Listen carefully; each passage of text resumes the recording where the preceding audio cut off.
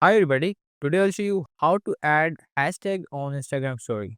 So let's begin. So as you can see here that we are inside our Instagram profile. So to add the hashtags on our Instagram story, first of all, we have to create an Instagram story. So we have to tap on our profile here and we have to click on camera here. And now what we can do, we can simply capture the picture here or we can use any existing picture from our gallery. But right now I'm going to simply capture the picture. So here you can see the icon of the smiley here, okay, on the second position at the top. So we have to tap on that. And in here, you'll be able to see the option of hashtag. So you have to tap on that. And in here, you can add the hashtag here based on your picture. So let's say we can use laptop here and we can tap on done. And we have simply added a hashtag here.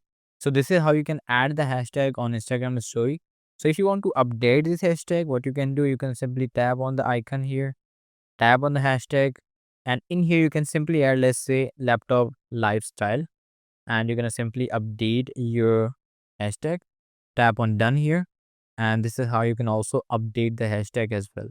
So this is all for this video.